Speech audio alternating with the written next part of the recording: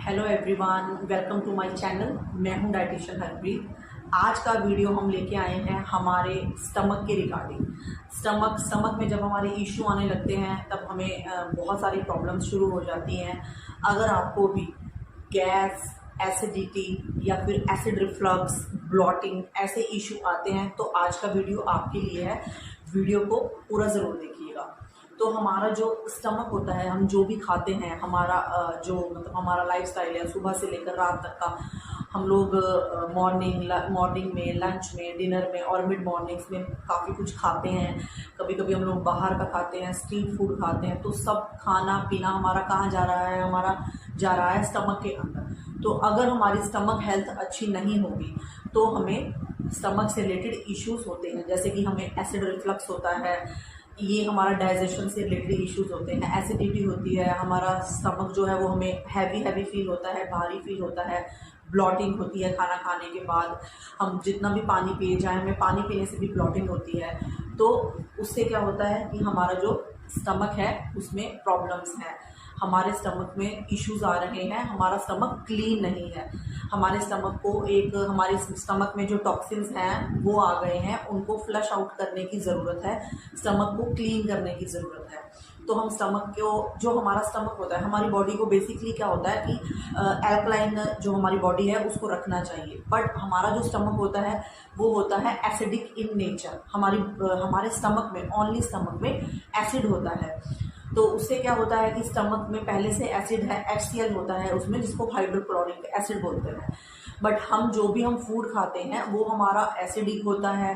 तो हम एसिड वाले स्टमक में और ऐसा फूड डालते हैं जो ऑलरेडी एसिड है, उसमें और एसिड डाल रहे हैं। तो वहाँ पे क्या होता है, हमें एसिड रिफ्लक्स की प्रॉब्लम्स देखने को मिलती हैं।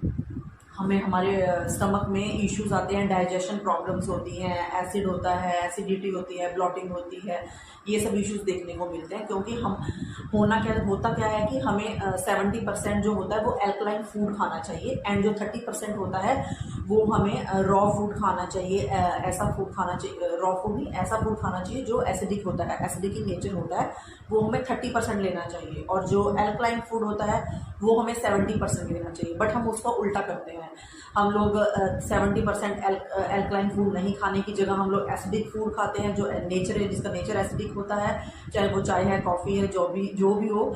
एंड 30% जो हमें एसिड वाला खाना चाहिए, हम लोग वो एल्कलाइन फूड खाते हैं। तो हमें हमारे स्टमक हेल्थ के लिए कौन से फूड खाने चाहिए, कौन से फूड नहीं खाने चाहिए, अब मैं आपको उसी के बारे में बताऊंगी। तो हमारी स्टमक हेल्थ के लिए सबसे पहले हमारा आता है एल्कलाइन फूड हमें अपनी डाइट में ऐड करने। पहले हम अवॉइड के बारे में बात करते हैं कि हमें कौन से फूड्स अवॉइड करने चाहिए। सबसे पहले तो हमें टी, कॉफ़ी, कैफीन वाली जो चीज़ें होती हैं हमें वो अवॉइड करनी चाहिए। जो शुगरी प्रोडक्ट्स होते हैं, शुगर से रिलेटेड जितने भी प्रोडक्ट्स होते हैं, हमें वो अपनी डाइट में अवॉइड करने चाहिए, या फिर बहुत ही कम क्वांटिटी में हमें उन्हें ऐड करना चाहिए। हम लोग उनको बहुत ज़्यादा क्वांटिटी में लेते हैं, जिसकी वजह से हमें ये दिक्कत आनी शुरू हो जाती है। जैसे कि चॉकलेट है, ये भी हमें अवॉइड करनी चाहिए। और हमारा मिल्क हो गया, एंड हमारे नॉन वेजिटेरियन फूड हो गए हैं, ज़्यादा स्पाइस वाले फूड हो जाते हैं। हमारे जो नट्स होते हैं उन्हें हमें बिना सोक किए लेना हमारी बॉडी के लिए अच्छा नहीं होता। एंड उसके अलावा हमें जो बेकरी के फूड होते हैं, बेकरी की जो आइटम्स होती हैं, रस, बिस्किट, ये चीज़ें भी हमें अवॉइड करनी चाहिए। ये भी हमारे अंदर एसिडिटी क्रिएट करती हैं। एंड उसके बाद जो हमें चीज़ें अपनी डाइट में ऐड करनी चाहिए वो होते हैं एल्कलाइन फूड। जैसे कि आप ग्रीन लीफी वेजिटेबल्स को अपनी डाइट में आप ऐड कर सकते हैं। आप लेमन को ऐड कर सकते हैं, लेमन भी एल्कलाइन इन नेचर होता है। बट कुछ लोगों को लगता है कि जो लेमन है वो एसिडिक है। ऐसा नहीं होता है। लेमन हमारी बॉडी में जाता है, उसके बाद वो एल्कलाइन का ही काम करता है। जब हमें स्टमक से रिलेटेड कोई इश्यू होता है, हम लोग पानी में लेमन डाल के ही इनटेक करते हैं या फिर लेमन वाटर पीते हैं।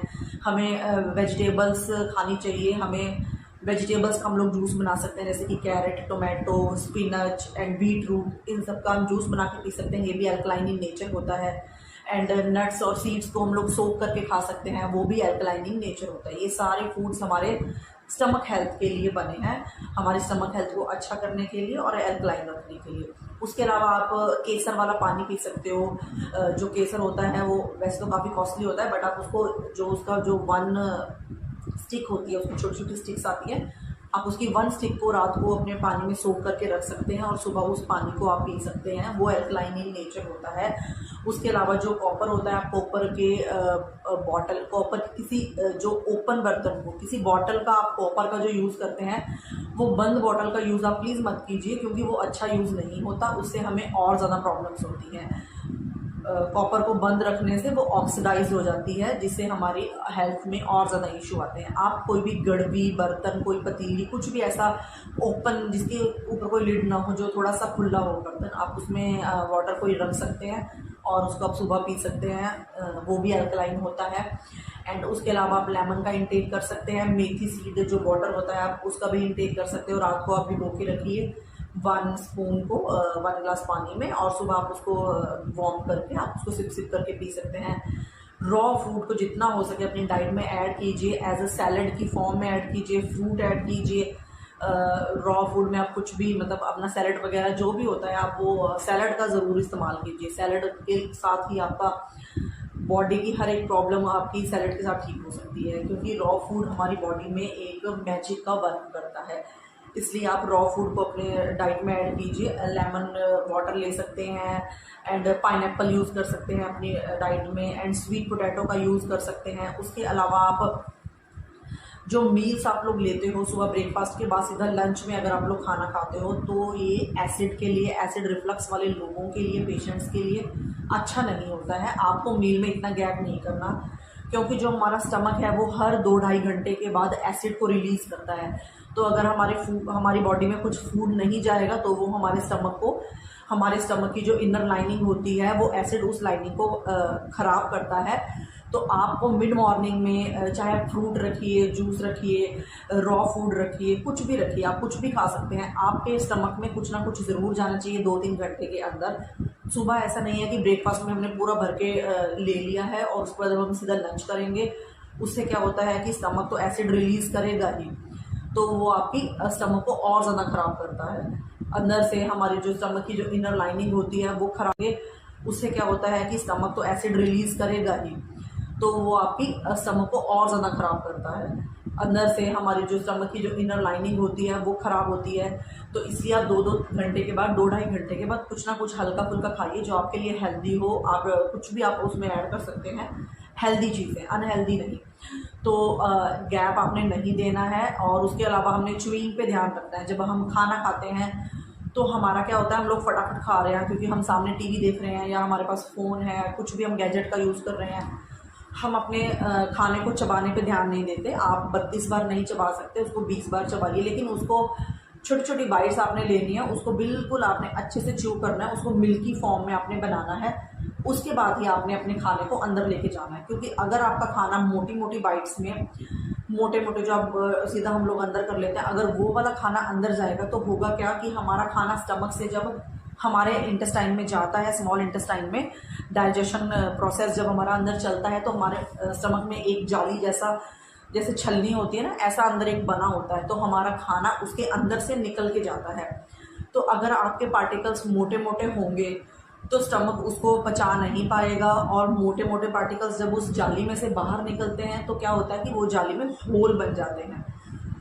क्योंकि हमारा स्टमक बोलता है कि अगर आप ही अपनी हेल्प नहीं कर सकते हो अच्छे से च्यू करने में, तो मैं भी आपके लिए इतना काम नहीं कर सकता। अगर तो आप मुझे खाना बिल्कुल अच्छे से च्यू करके देते हो तो मैं आपके स्टमक को बिल्कुल अच्छा रखूँगा, डाइजेशन को गुड रखूँगा। बट अगर आप लोग इतना मोटा मोटा बाइट्स खाएंगे और वो पार्टिकल्स उस जाली में से निकलेंगे तो उस जाली में होल हो जाते हैं, उसके बाद हमारा डाइजेशन इशू हमें शुरू हो जाते हैं, हमारी प्रॉब्लम्स कभी ठीक नहीं हो पाती, ऐसा हो जाता है। तो आपने अपनी च्यूइंग पे ध्यान देना है। च्यूइंग को आपने मतलब आप फूड को मिल्की फॉर्म में आपने अंदर लेके जाना है, ताकि अंदर जो हमारे ऑर्गन्स हमारे लिए इतना काम कर रहे हैं वो भी अपना वर्क अच्छे से कर पाएँ।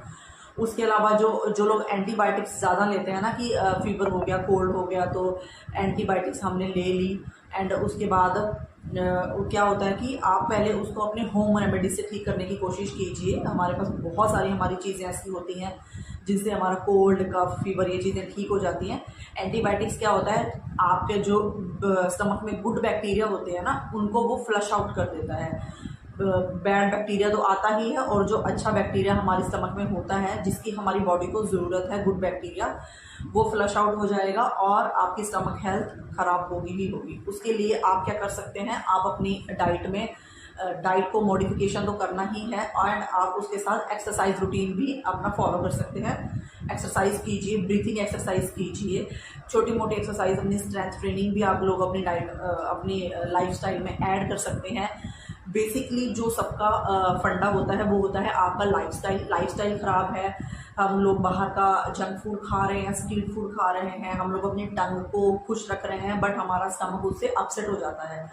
तो आप आपको अगर चीट करना है तो आप एक दिन कीजिए, वंस इन अ वीक, और बाकी दिन अपनी सेहत के लिए, अपनी हेल्दी बॉडी के लिए आप लोग वर्क कीजिए। और ऐसा नहीं है कि डाइट में आपको सब कुछ खाना छोड़ देना होता है, सिर्फ आप लोगों को जूस पीना है, ग्रीन टी पीनी है, ऐसी चीज़ें पीनी है। डाइट का मतलब होता है एक अच्छा न्यूट्रिशन अपने अंदर लेके जाना, जिसमें आपको हेल्दी कार्ब्स मिलें। ऐसा नहीं है कि हमने कार्ब्स को भी खाना छोड़ देना है, हमें हेल्दी कार्ब्स भी चाहिए, फैट भी चाहिए, प्रोटीन भी चाहिए, फाइबर भी चाहिए। एक वेल बैलेंस डाइट आपके अंदर जाएगी तो बॉडी से डिजीज़ सारी बाहर भाग जाएंगे और आपकी बॉडी बिल्कुल हेल्दी हो जाएगी। सो आज हमने बात की है स्टमक हेल्थ के रिगार्डिंग। मिलते हैं मेरी नेक्स्ट वीडियो में, तब तक के लिए थैंक यू सो मच।